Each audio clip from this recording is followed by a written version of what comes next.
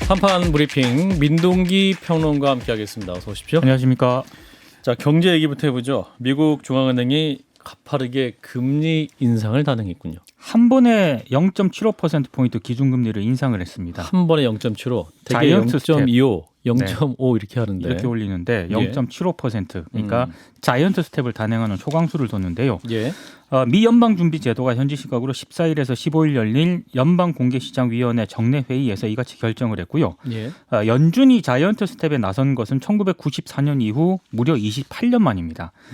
지금 굉장히 우려가 되고 있는 그런 대목은 미 연준이 7월에도요. 금리 인상을 계속 예고를 하고 있다는 점인데요. 예. 만약에 한국은행이 기준금리를 큰 폭으로 올리지 않으면 한미 금리 역전이 불가피한 그런 상황입니다. 미국 금리가 더 높아지는 현상. 그렇습니다. 만약에 그렇게 되면 한번 예상해 볼 수 있는 게 일단 외국인 자금이 유출이 될 가능성이 있고요. 이율이 높은 곳으로 돈이 가니까. 그렇습니다. 예. 그러다 보면 원화 가치가 이제 하락을 할 가능성이 있겠죠. 네. 그리고 물가 상승 압력이 더 커질 수가 있습니다. 이렇게 되면은 한국은행이 이 금리 역전 현상을 최대한 늦추기 위해서 연말까지 연속으로 우리도 이제 금리를 올릴 가능성이 있다는 그런 얘기인데요. 예.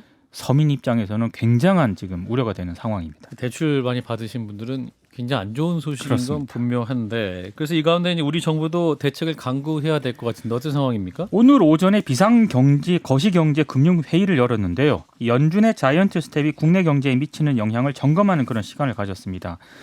추경호 그 경제부총리 겸 기획재정부 장관이 일단 한국은행의 기준금리 인상 기조를 지지하겠다라는 그런 입장을 일단 내비쳤는데요. 예. 다만 이창용 한국은행 총재는 다음 금통위 회의까지는 한 3, 4주 정도 남아있기 때문에 많은 변화가 있을 수 있다. 그 사이 시장 반응을 보고 결정할 문제다.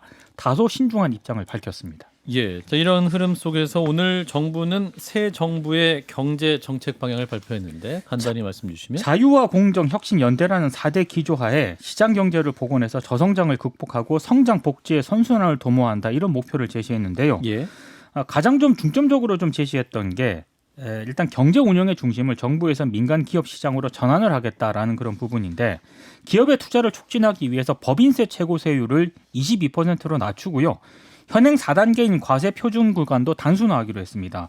문재인 정부가 높인 법인세 최고세율 25%를 OECD 평균 수준인 22%로 인하하기로 했는데요. 법인세 인하. 그렇습니다. 이명박 정부가 법인세 최고세율을 22%로 낮췄거든요. 14년 만에 다시 법인세 감면을 추진한다는 그런 얘기입니다.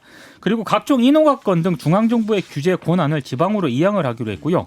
관할이 다수 부처와 지방자치단체 등으로 뒤얽힌 이른바 덩어리 규제 있지 않습니까? 예. 이거는 제도 법령을 통합적으로 정비하는 이른바 규제 원샷 해결 방식을 도입을 하기로 했습니다. 그러니까 규제를 혁파해서 민간의 활력을 끌어올린다. 예. 이런 취지인 것으로 보이고요. 최고 경영자에 몰린 형벌 규정은 행정 제재로 전환을 해서 기업의 불확실성 등을 줄이기로 했습니다. 그리고 주거 안정 차원에서 1세대 1주택자의 평균적 세부담은 가격 급등 이전인 2020년 수준으로 되돌리기로 했고요. 이사 등에 따른 일시적 2주택자라든가 예. 상속주택과 지방 저가주택을 추가로 취득하게 된 1세대 1주택자는 종부세상 1주택자 혜택을 그대로 주기로 했습니다. 왜냐하면 피치 못할 사유로 2주택자가 됐지만 다주택자에 대한 페널티를 주지 않겠다. 이런 취지인 것으로 보입니다. 예. 이제 법인세를 낮추고 최고 경영자에게 몰린 형벌 규정을 행정 제재로 완화한다. 뭐 이런 부분이 좀 뭐랄까 너무 친기업적인 것은 아니냐라는 논란도 있겠네요. 보면. 기업들에게 적절한 혜택을 주는 건 분명한 것 같습니다. 그렇군요. 자, 일단은 금리 인상 그리고 우리 경제에 미칠 영향 좀 걱정되는데 진 작가님부터. 제가 전문가는 아니겠고, 근데 진짜 걱정되는 것이 일단은 뭐 영끌해가지고 코인 샀던 젊은이들, 그다음에 집값이 오르기 때문에 이때 안 하면 평생 못 산다라고 해서 또 집 사신 대출을 받아가 집 사신 분들, 그리고 또 한 분들이 누구냐면 자영업자들이에요. 이 어려운 코로나 시기를 갖다 빚으로 버텨왔던 이런 분들이거든요. 이런 분들이 타격을 입을 게 너무나 분명한데 뭐 어떻게 하겠습니까? 그 정부에서 잘 대책을 좀 세웠으면 좋겠습니다. 근데 어느 정도 타격은 불가피할 것 같습니다. 김 소장님. 법인세율 인하가 과연 경제를 살릴까 저는 이게 일단 1차 의문입니다. 그 국회 예산정책처에서 발행하는 자료를 보면 2020년 기준으로 우리나라의 실효세율 그러니까 말이 22%인데 뭐 R&D 못 깎아주고 하는 걸로 기준으로 해서 19.1%. 전 세계 OECD 그러니까 전체 OECD 국가에서 실효세율 면에서는 우리나라가 전체에서 30% 굉장히 하위권 그러니까 낮은 그룹이었거든요. 예. 문재인 정부에서도 실효세율은 그렇게 높지 않았다는 점 하나. 물론 이제 상속세, 소득세, 다른 세금과 비교해야 되기 때문에 다른 나라랑 이 법인세 하나 놓고 비교하는 것 자체가 의미가 없다는 전제가 있긴 합니다만 그럼에도 불구하고 지금 기업이 법인세 안 깎아줘서 장사가 안 되고 있냐로 물으면 전 그게 아니라고 생각을 하고요. 어제도 말씀드렸지만 코로나로 인해서 현금이 많이 풀린 것이 지금 물가를 흔들고 있는데 인플레이션. 예. 그런데 단기 이율로 해서 그냥 그 당시에 싼 이자로 지금 중소상공인들이 돈을 많이 빌려서 이 돈에서 이자가 올라갈 때 고통을 많이 받는 것이거든요. 그래서 지금 69조의 현금을 풀어서 지금 추경 만들어서 지금 돈이 나가고 있지 않습니까? 예. 뭐 이미 정한 거니까 어쩔 수는 없는데 사실은 지금 이분 자영업자들에게 절실한 것은 현금 지원이 아니라 금융 혜택이라고 생각을 해요. 그래서 실제적으로 돈을 쓰지 않으면서도 그러니까 현금이 풀리지 않으면서도 중소상공인들을 살릴 수 있는 금융 지원에 조금 더 신경을 써주셨으면 좋지 않을까라는 바람은 있습니다. 예. 보면은 사실 뭐 새 정부의 정책이라고 하는데 뭐 새로울 건 없죠. 이게 이제 MB 때 했던 정책 그대로거든요.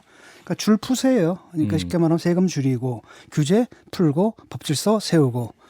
그러니까 이런 것들이 이제 기본적으로는 리버터리안이라 해서 자유지상주의적 개념들을 많이 갖고 있고 그다음에 이제 법질서 세운다 이런 것은 결국에 오서리테리안이거든요. 쉽게 말하면 권위주의적인 거예요. 그러니까 파업이라든지 이런 것들도 법질서 뭐 이런 식으로 가겠다라는 거고 이런 건 우리가 늘 들었던 거 아닙니까? MB 때도 들어봤고 박근혜 때도 들어봤던 거고 그러니까 여기서 이제 시장 경제를 복원하겠다 이런 말들 들어보면 기가 막히거든요. 그럼 대한민국이 무슨 사회주의였나 공산주의였나?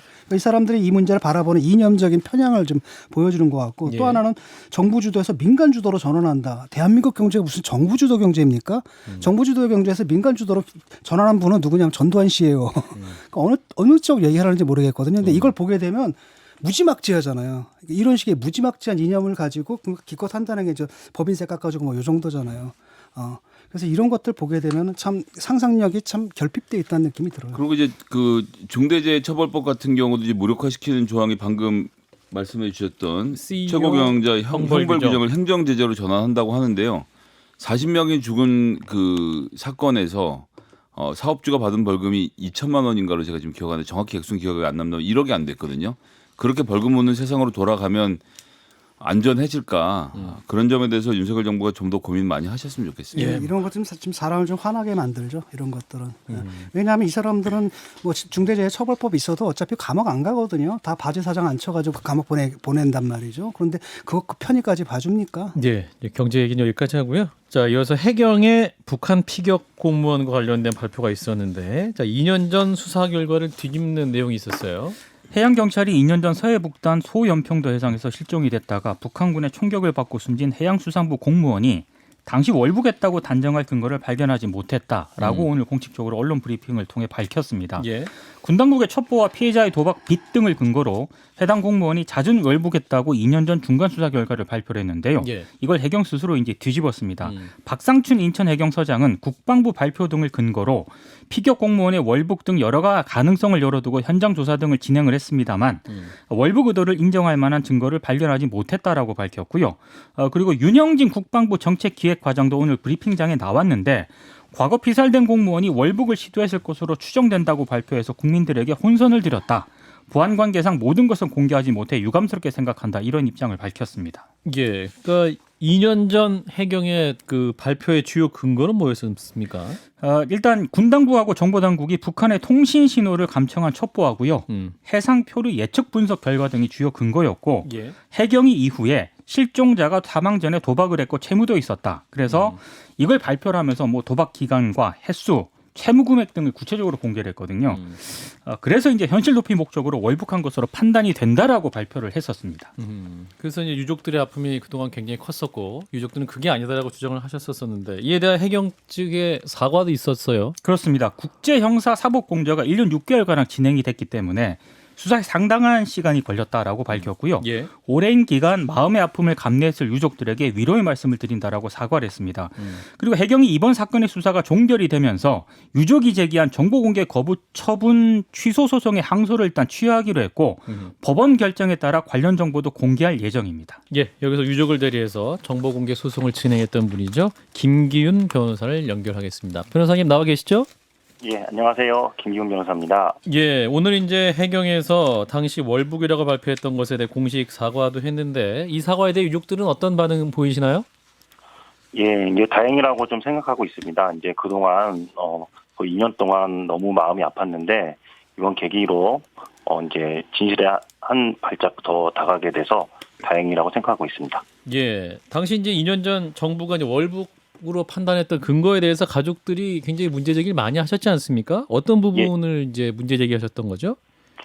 예, 해경에서 이제 월북이라고 발표를 했는데요. 예. 이제 해경에서 발표한 이제 두 가지 이유가 주된 근거인데 첫 번째는 이제 도박 빚이 많고 그다음에 두 번째는 이제 정신적 공황 상태가 왔다라고 해서 이제 월북 판단을 했는데요. 예. 이거에 대해서 저희들이 2021년 7월달에 국가인권위원회에 진정을 했습니다. 예, 그래서 이제 인권위원회에서 결정을 해줬는데 해경 발표가 객관적인 자료에 기초하지 않았다. 그리고 인권 침해로 결정을 했었습니다.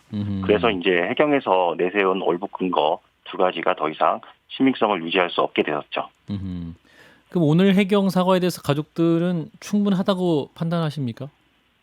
예, 뭐 이에 대해서 뭐 특별하게 뭐 그에 대한 반발은 없고요. 오히려 그 이제 그 아들 분께서 그 윤석열 대통령께 감사 편지를 전하겠다 이렇게 지금 입장을 표명했습니다. 이제 정부가 가능한 범위에서 정보를 공개하겠다는 거 아니에요? 예, 그러면 맞습니다. 이 가능한 정보 공개가 어느 정도 수준인지는 지금 변호사님 파악하고 계십니까? 이 사건의 진상이랄까요? 또 고인의 또 명예를 회복할 수 있는 중요한 단서가 될 것 같은데.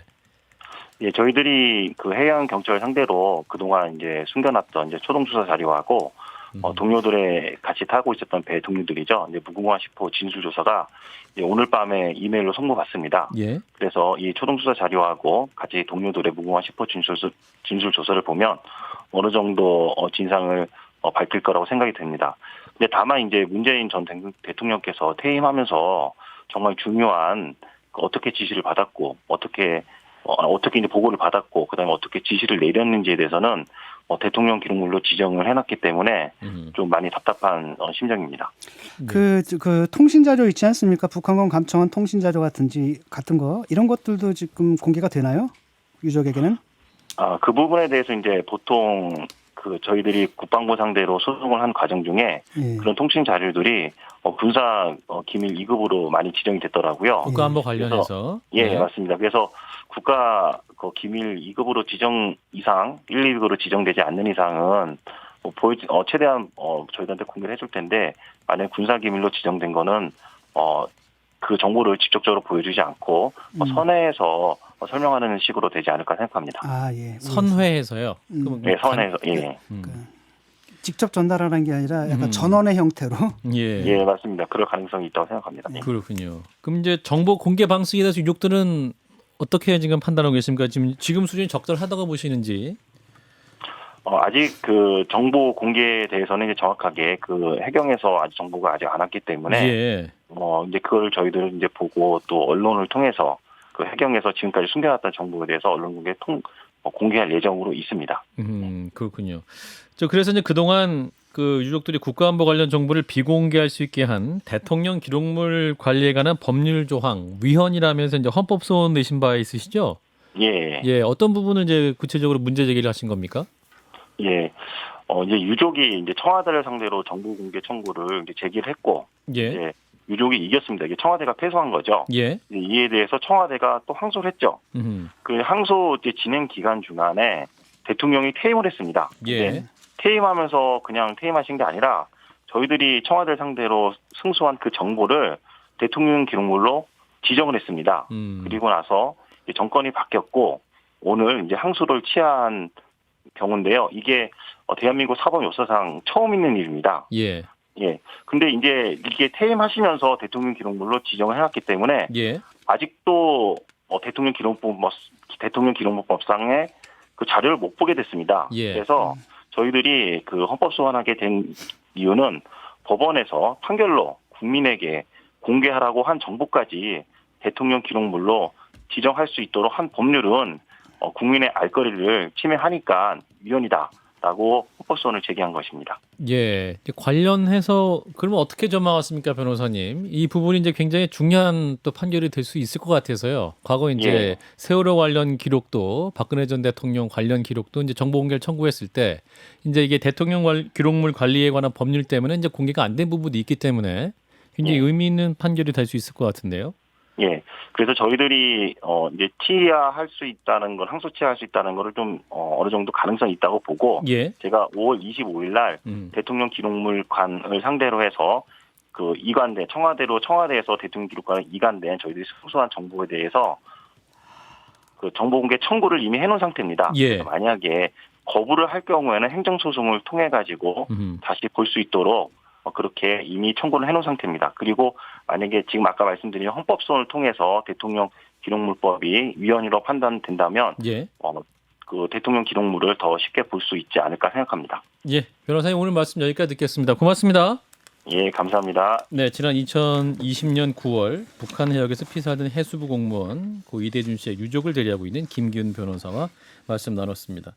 자, 일단은 그 해경이 이번 발표 번복 어떻게 바라보셨는지 진 작가님부터. 뭐 정권이 바뀐 거죠. 그러니까 이게 왜 애초에 문제가 많았습니다. 저도 이제 어떤 방송에서 이걸 갖다 심도 있게 좀 다룬 적이 있는데 예. 일단은 그 당시 상황 속에서는 월북인지 아닌지 단정할 필요가 없었어요. 단정해서는 안 됩니다. 왜냐하면 확정적으로 판단을 내릴 수가 없거든요. 당사자가 돌아가셨고 그다음에 뭐 여러 가지 정황밖에 없었거든요. 그렇기 때문에 절대 단정해서는 안 됐고 설사 월북이다 하더라도 그걸 갖다 발표할 이유가 전혀 없었거든요. 예. 그다음에 문제는 뭐냐면 그 월북으로 몰고 가기 위해서 이번에 이제 불필요한 정보까지 다 공개를 했어요. 뭐 도박 빚이 있다, 뭐 아내랑 이혼을 했다 이런 것들, 사생활 침해까지 했거든요. 그래서 도대체 이 짓을 왜 했는지 저는 좀 잘 이해가 안 돼요. 그래서 해경이 이번에 이제 비난을 받아야 됩니다. 왜냐하면은 아니 그게 자기들이 옳았다면 끝까지 옳다는 입장을 견지해야 되는 거고 예. 자기들이 틀렸다라고 하면 애초에 그 짓을 하지 말았어야 되거든요. 그래서 해경이 참 그 지금 비난을 좀 많이 받아야 되고요. 또 많은 분들이 이미 비난하고 있는 걸로 알고 있습니다. 김 소장님. 사실 그 뭐 유족이 있는 문제고 뭐 이러쿵 저러쿵 얘기를 다 떼놓고 보면 북한군에게 우리나라 국민이 피살 당한 건서 시신이 불태워진 것까지는 사실 아닙니까? 예, 그거 외의 문제에 대해서는 제가 갖고 있는 정보가 부족해서 뭐 더 이상 들을 말씀 없는 것 같습니다. 팩트만 얘기하면 돼요. 그 사실이 가장 본질이거든요. 근데 거기 왜 월북이라는 얘기가 들어오는 거예요. 월북한 사람은 쏴 죽여도 되는 겁니까? 그거 아니잖아요. 전혀 사건과 본질 없는데 자꾸 월북 얘기를 꺼낸다라는 건 뭐냐면은 북한을 또 뭐랄까 북한의 눈치를 보는 게 아니냐라는 의심을 사는 거고 제가 볼 때는 도대체 왜 그랬는지 이해가 안 돼요. 그 당시 속에서 정확하게 할 수 있는 것은 단정하면 안 되거든요. 확인 불가. 이 문제는 그런 뭐 모르는 전제를 깔고 하면 월북을 했다는 거 정보가 북한에게 유리하게 작용할 정상 없지 않습니까? 오히려 거꾸로 월북을 한 사람을 쏘는 북한이 훨씬 더 이상한 나라가 되는 거 아닌가요? 예, 뭐 그럴 수는 논리적으로 있겠는데. 잘 이해가 안 근데 돼서. 문제는 뭐냐면 그때 정부에서 이제 책임을 좀 회피하려고 했던 것 같아요. 책임을 좀 회피하고 그래가지고 그런 얘기를 했던 것 같거든요. 그래서 저는 이건 이해가 좀 안 돼요. 네. 당시 속에서 할 수 있었는 건 단정할 수 있는 정보는 하나도 없었거든요. 예, 뭐 대통령 기록물법에 의하면 이제 제적 의원의 3분의 2 이상 국회 동의를 얻으면 열람이 가능하다고 하는데 이제 김기훈 변호사 입장은 이제 민주당 협조를 구한다. 떳떳하면 공개하면 되지 않냐라는 게 김기훈 변호사의 추가 입장이었다는 점을 전해드립니다. 자, 이어서 산업부 블랙리스트를 둘러싼 정치권 설전 가열되고 있는데 전해주실까요? 우상호 더불어민주당 비대위원장이 산업부 블랙리스트 수사는 정치보복이다 이렇게 규정을 했는데요. 예. 권성동 국민의힘 원내대표가 호들갑을 떤다라고 비판을 했습니다. 문재인 정부가 수사하면 적폐청산이고 윤석열 정부가 수사하면 정치보복이냐 이렇게 이제 반문을 하기도 했는데요. 예. 대선 때 봤듯이 민주당의 정치보복 타령은 하루 이틀이 아니다. 혁신하겠다는 약속 단 하나도 지키지 못하면서 구태의연한 모습만 반복하고 있다. 이쯤 되면 내로남불, 이중잣대, 안면몰수가 민주당의 실질적 강령이라고 봐도 무방하다. 다소 격하게 이때 주장을 했습니다. 예. 그리고 권성동 원내대표는 우상호 비대위원장이 전현희 국민권익위원장, 한상혁 방통위원장 인사에 대한 여권의 압력이 있었다. 이런 주장에 대해서도요. 공당의 대표가 팩트를 갖고 주장을 해야 하는데 그러면 안 된다. 얼마나 무책임한 말이냐. 그런 무책임한 말에 또다시 언급할 가치가 없다. 이렇게 반박을 했습니다. 예. 자, 반면 우상호 비대위원장은 현재 이제 기획 수사로 규정하는 발언을 하고 있네요. 최근 검찰 수사를 기획 수사로 규정을 하고요. 그 중심에는 한동훈 법무부 장관이 있다라고 주장을 했습니다. 오늘 오전에 국회에서 이제 기자들에게 한 얘기인데요. 문재인 정부 인사들과 이재명 상임 고문에 대한 수사가 동시에 진행되고 있는 건 예. 법무부 장관의 보고가 되고 대통령과 교감한다면서 이렇게 주장을 했는데요. 경제 민생 돌파하기 어렵다고 판단을 하니까 이런 식의 수사 국면으로 바꾸고 있는 것이다라고 얘기를 했고 이건 기획수사 대검에서 다 기획해서 한다라고 주장을 했습니다. 그리고 백윤규 전 장관에 대한 구속영장이 기각이 된 것과 관련해서도요. 법원이 검찰의 무리한 구속영장 청구에 대해서 경종을 울린 것이다라고 얘기를 했고 영장이 기각됐다고 해서 모든 사법 처리가 중단됐다고 볼 수는 없다. 이렇게 얘기를 했습니다. 예, 아까 잠깐 말씀하셨는데 그 전현희 국민권익위원회 위원장에 대해서 참 염치 없다. 알아서 나가라. 자진 사퇴 종용을 현 정부 인사가 했다는 말은 또 조응천 의원도 얘기를 했네요. 그 김현정이 뉴스쇼에 오늘 출연해서 이같이 얘기를 했는데요. 네. 본인이 전해 듣기로는 그렇다. 이걸 전제를 하면서 전해 듣기로는 그렇습니다. 다만 이제 전현희 위원장의 사퇴를 압박한 인사가 누구냐라고 김현정 앵커가 물으니까 이 질문에 대해서 장관급 인사 한 명한테 아무나 그렇게 할 수 있겠느냐. 여권 고위 인사가 물러나라는 취지의 발언을 했다는 것을 좀 시사하기도 했습니다. 예. 자, 야권에서 제기하는 정치 보복 프레임. 자, 이 부분 어떻게 보시는지 진작관입니다. 지겹지 않나요? 이게 아니 그러니까 자기들 비리는 비리를 수사하는 건 다 정치 보복이라고 얘기를 하는 것은 사법에 대한 불신을 낳거든요. 예. 그러니까 특히 이제 민주당 사람들의 가장 큰 문제점이 뭐냐면 과거의 권위주의 정권 시절에 그런 법에 대한 그런 관념을 자기들도 갖고 있어요. 무슨 얘기냐면은 사법이라는 것은 이쪽 저쪽을 떠나서 공정한 어떤 공정성을 담당하는 기관이 아니라 예. 정권의 권력의 도구, 수단 또는 정치의 무기. 본인들도 그걸 당연하게 생각을 해요. 예. 그렇게 생각하니까 자기들 수사하는 건 정치보복이다. 이렇게 가는 거죠. 그러니까 자유주의적인 마인드가 전혀 없고 리걸 마인드가 전혀 없는 사람들이거든요. 그래서 이걸 정치 보복이라 그러는데 사실 법원에서 뭐라고 했습니까? 혐의가 소명됐다. 일부 소명 안 된 게 있지만 혐의는 소명됐다라고 얘기했단 말이죠. 백 전 장관에 대해서는. 그리고 그 누구예요? 그 이재명 의원 같은 경우에는 이거 감사원에서 수사 의뢰한 거거든요. 그다음에 이거 수사를 누가 하고 있습니까? 경찰이 하고 있잖아요. 근데 이걸 무슨 대검에서 기획을 해? 그러면 대검이 말이죠. 감사원하고 경찰까지 다 오르는 무슨 뭐 명령체계를 갖고 있다는 얘기입니까? 이런 식으로 자꾸 공당의 대표, 사실상 대표 아닙니까? 이런 분들이 음모론을 갖다 이렇게 유포하고 또 그러다가 결국 정권을 넘겼는데 아직도 정신을 못 차리는 거죠. 네, 김 소장님. 이 대장동 문제하고 블랙리스트 문제는 떼어서 봤으면 좋겠고요. 저는 오늘 블랙리스트 관련된 이야기를 좀 하고 싶은데 이게 산업부 블랙리스트하는 거, 문화부 블랙리스트는 민간인들의 명단을 정해놓고 이 사람들 출연시키지 마. 이런 블랙리스트 아닙니까? 김성애가 CBS 블랙리스트에 올라 있으면 CBS에는 이유가 없이 출연이 안 되는 거. 이런 걸 블랙리스트라고 하는데 전임 공공기관장들한테 나가라고 한 행위를 어디까지 처벌할 것인가는 좀 다른 문제라고 보고요. 같은 의미에서 지난 9일 권성동 원내대표가 조선일보 인터뷰에서 전현희 그다음에 한상혁 두 분 이제 국민권익위원장과 이 방송통신위원장 꼭 집어서 모렴치하다 나가야 되는 거 아니냐 이런 얘기를 한 거 아닙니까? 그리고 이제 우상호 비대위원장 어제 했던 얘기더라면 전현희 권익위원장에게 물러나달라는 연락이 왔다라고 하고 특정 인사가 지금 지목이 되고 있고요. 예. 그럼 이거 다 처벌할 건가요? 이제 앞으로 계속 이렇게? 전 이런 문제는 아니라고 보고요.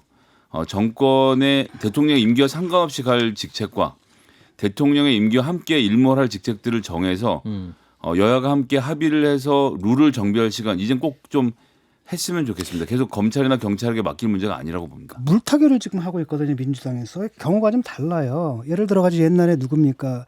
유인촌 장관이 나가야 되는 거 아니냐? 그랬지 않습니까? 그때 이미. 근데 그건 그냥 의견이에요. 견해예요. 근데 그게 아니라 이 블랙리스트란 건 뭐냐면은 사람들 리스트를 명단을 만들어 놓고 공무원들을 동원해서 쫓아내는 작업을 하는 거예요. 이런 게 있으면 법적으로 처벌되지만 개인적으로 당신 좀 나가라 이런 것들은 주장이거든요. 이 경우가 두 개가 다 다른데 이걸 섞어버리는 거예요. 그걸 통해 가지고 자기들이 저질렀던 블랙리스트 사건들을 갖다 물타기 하는 거죠. 저는 잘 이해가 안 되는데요. 여당의 원내대표이고 핵심 관계자가 그렇게 공개적으로 이야기를 하면 당연히 그 사회가 그렇게 움직일 수밖에 없는 것은 현실적에 존재하는 구도인데 너무 이 법적인 근거를 놓고 말씀하신 건데 정치적으로도 좀 불필요한 언사였다고 생각하고요. 조금 전에도 말씀드렸지만 실질적으로 전현희 국민권익위원장에게는 물러날 달라는 연락을 했다는 사람이 존재하니까요. 그러니까 사람을 윤리적으로 놓고 봐야 저도 뭐 되겠죠. 윤리적으로는 이런 짓 해서는 안 된다고 보는데 윤리적인 것하고 법적인 문제는 다르거든요. 근데 블랙리스트는 뭐냐면 그 전 장관이 구속까지 됐던 사안이에요. 불법이라는 거예요. 그래서 그 둘을 갖다 섞어서는 안 된다라는 겁니다. 만약에 요번이 정말 저 사람들도 뭡니까 리스트를 만들어 가지고 공무원들을 동원을 해 가지고 정말 물러나지 않을 수 없게 그렇게 만드는 그런 행위가 있어도 당연히 법적 처벌을 받아야 되는데 그게 아니라 당신 물러나야 되는 거 아니야? 이 정도 얘기를 하는데 한 것을 뭐랄까 불법이라고 할 수는 없죠. 네, 거기 마무리하고요. 오늘 경찰이 또 백현동 특혜 의혹 수사로 성남시청을 압수수색했습니다. 이재명 더불어민주당 의원이 성남시장 시절에 이제 추진된 사업인데요. 그 한국식품연구원이 공공기관 이전 방침에 따라 전북으로 이전을 하게 됐고 예. 그리고 그때 당시 2015년 2월 부동산 개발회사 등이 토지를 매입한 후에 진행한 개발 사업입니다. 근데 이 과정에서 자연 녹지 지역에서 준주거 지역으로 4단계나 종상향이 이루어졌거든요. 예. 당시 이제 이재명 성남시장 시절인데 이 용도 변경을 해주는 과정에서 좀 특혜가 좀 작용한 것 아니냐라는 의혹이 제기가 된 거고요. 예. 감사원이 올해 1월 실지 감사를 진행한 결과 백현동 아파트 개발 사업에 수사 필요성이 있다고 보고 대검에 수사를 요청을 했습니다. 예. 그래서 이제 검찰이 이제 수사가 진행이 되고 있는 그런 상황인데 경찰이 오늘 압수수색을 실시했습니다. 예, 자 백현동 특혜 조사 이 부분 어떻게 진행될지 자 20초씩 말씀드릴까요? 예, 자, 감사원의 경우에는 감사원에서 의뢰를 한 거잖아요. 그러니까 네. 불법 사활이 있다라는 거예요. 예. 근데 재밌는 건 바로 뭐냐면은 성남시에 이제 시장이 바뀌지 않았습니까? 그 당시에 그 자료들이 있잖아요. 빼가지를 못하게 다 문서마다 공무원들 개인 암호로 다 걸어놨대요. 그래가지고 압수수색에 들어와도 빼내가지 못하는 이런 상황이었다라고 하거든요. 이게 딱 그 뭐죠 이재명 시장의 스타일이죠. 그래서 모르겠습니다. 분명히 불법은 있는데 이게 이제 그분까지는 가려면 이제 여러 가지 또 증거들을 찾아야 되는데 그게 될지는. 예. 김 소장님. 2022년에 압수수색하는 자료를 2018년까지 했던 이재명 시장이 자료를 못 꺼놨다고 말씀하신 거 무슨 근거는 있으신 거죠? 예, 오늘 그 사람들이 지금 기자회견을 했습니다. 성남시장이. 예. 그러니까 이재명 시장이 암호를 못 꺼내라고 시켰다라고 아니 했다는 그게 아니라 거죠? 이재명 시장이 아니라 그러니까 이재명 시장 그 뭐랄까 좀 근거를 가지고 말씀해 그러니까 주실 것 같은데. 예. 이재명 시장하고 그다음에 은수미 시장이었지 않습니까? 그 사이에서 그렇게 만들었다라는 거죠. 네, 뭐 얘기는 계속 얘기할 수 있을 것 같아서요. 다음에 또 깊이 얘기하도록 하죠. 자, 민동기 평론가였습니다. 고맙습니다. 고맙습니다. 좋아요, 구독. 알림 설정.